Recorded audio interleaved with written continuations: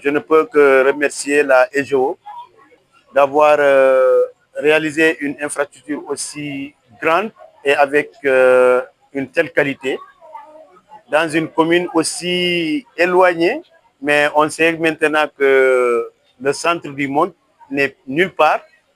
Alors, on vous remercie pour la qualité de l'ouvrage et la collaboration dans laquelle nous avons réalisé ce bijou.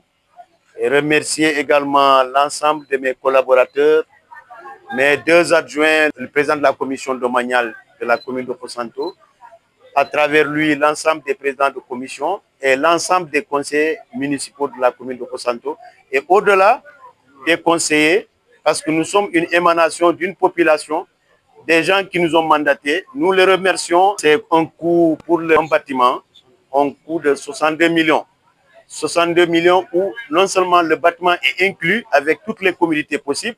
Donc, en dehors de ça, vous avez également une adduction d'eau, un forage avec une adduction d'eau complète. Nous avons pensé également mettre un hangar bien fait pour les voitures et également un mur de clôture d'une hauteur de moins de 30 millions qui va porter à 90 millions, de 2,60 mètres de hauteur pour empêcher éventuellement des intrus.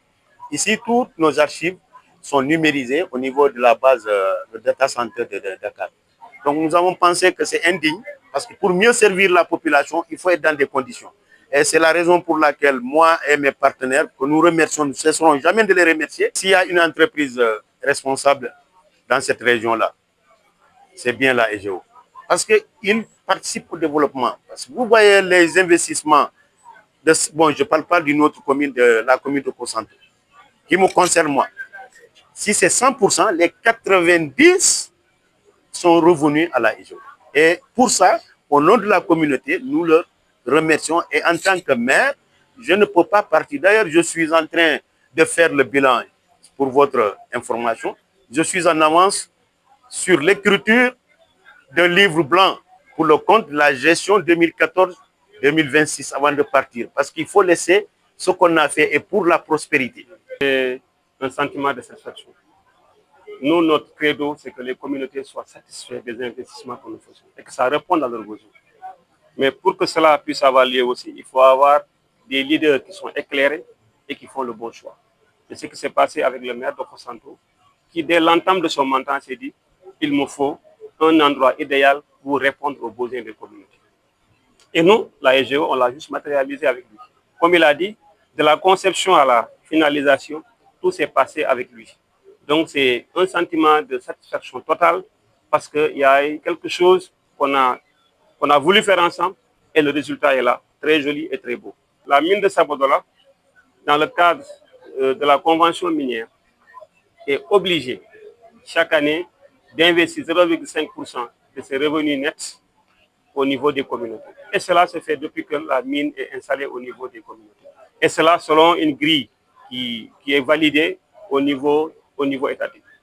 Chaque année, les communautés, à savoir les maires, ont tous un montant. Et ce montant-là aussi est dispersé par les maires selon les urgences et les priorités. Donc, la visibilité, peut-être que c'est nous, on n'est pas trop dans la communication parce que aussi nos procédures ne le permettent pas.